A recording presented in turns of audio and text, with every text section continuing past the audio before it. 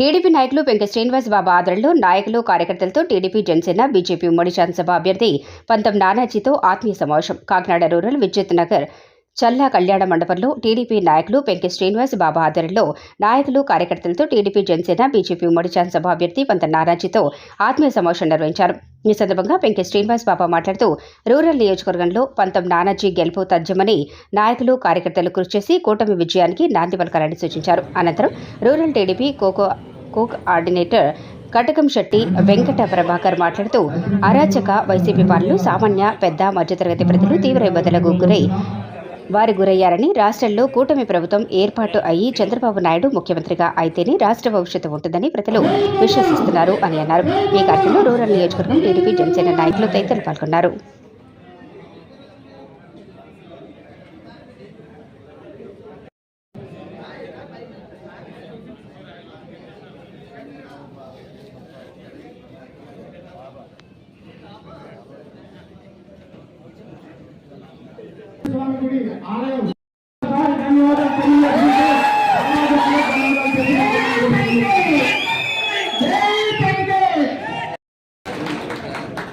TDP Janasena ఐక్యత, TDP Janasena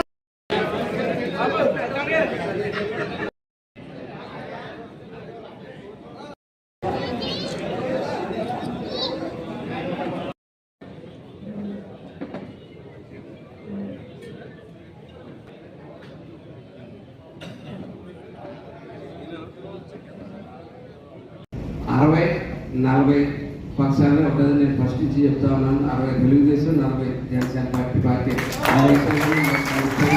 నేను first నుంచి చెప్తా ఉన్నాను. ఇప్పుడు కూడా చెప్తా ఉన్నాను. మా జనసైనికులకు అనుమతి కూడా తీసుకున్నాను. నేను దానికి తీసుకుని నేను అదే రేషన్లో జరుగుతుందని చెప్పి నేను తెలియజేస్తా ఉన్నాను. అది నేను తెలుసుకోలేని రోజు ఆ ఆటగాళ్ళు వచ్చి తప్పని ఎమ్మెల్యే అయిపోయిన అనుకోండి, నాకు ఏం తెలవు. పక్కన ఏముంది దాని గురించి కామెంట్ చేసి ఎమ్మెల్యే అయిపోయిన అనుకున్నాను.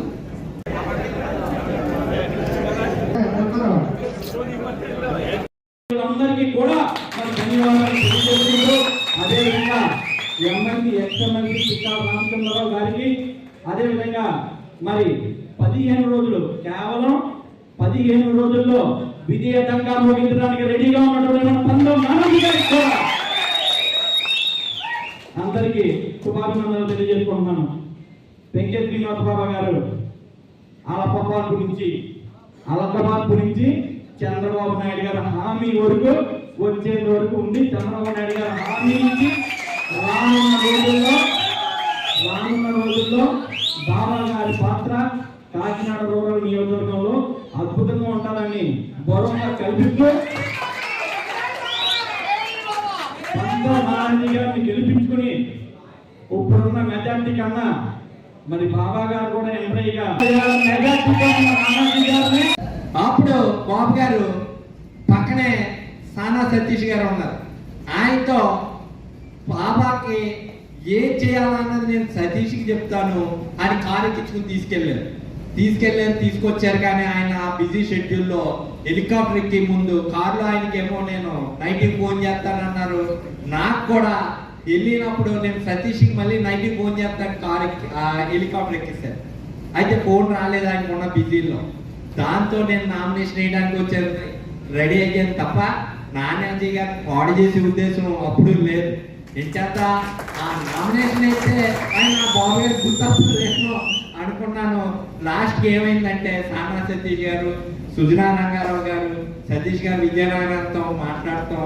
ఈ లోపలనే నాకు యనమల రామకృష్ణ గారు కూడా ఫోన్ చేసి పార్టీ రాగానే నీకు స్థానం ఉంటుంది, అది ఏదో అలా అయిపోయింది కానీ అని ఆయన కూడా నన్ను చెప్తూ జరిగింది. పెద్దలో యాక్చువల్గా పార్టీలో జాయిన్ అయింది యనమల రామకృష్ణ గారి ద్వారానే 2013లో.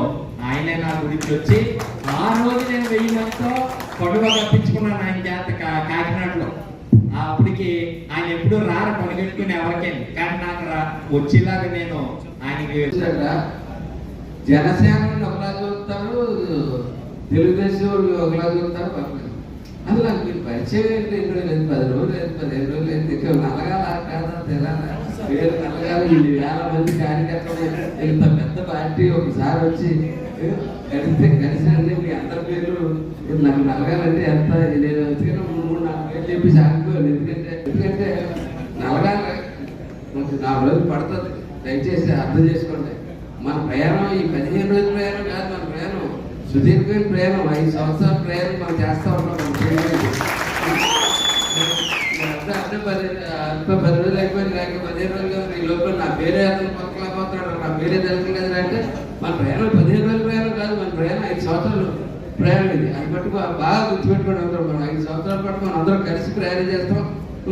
ఆ భగవంతుడు తెలిసి మన బాలకులందరూ కూడా మంచి పరిపాలన అందించి మనను కూడా బాగా చూసుకుంటే ఇంకొక 5 ఏళ్ళు చేస్తాం. కాబట్టి ఆ దృష్టిలో పెట్టుకోమని మేము అందరినీ కూడా కోరుతా ఉన్నాం. నేను మొన్న కూడా చెప్పాను, ఇప్పుడు కూడా చెప్తున్నాను, మళ్ళా చెప్తాను. జనసేన పార్టీలో నేను పదవులు ఇచ్చేద్దామనుకున్నా, ఏదైనా చేసేద్దామన్నా ఇంకా హ్యాండ్ మొత్తం పనిలోకి వెళ్ళవచ్చిన వాళ్ళు, చదువుకుంటున్న వాళ్ళు, అభిమానంతో ఉన్న వాళ్ళు, అటువంటి వాళ్ళు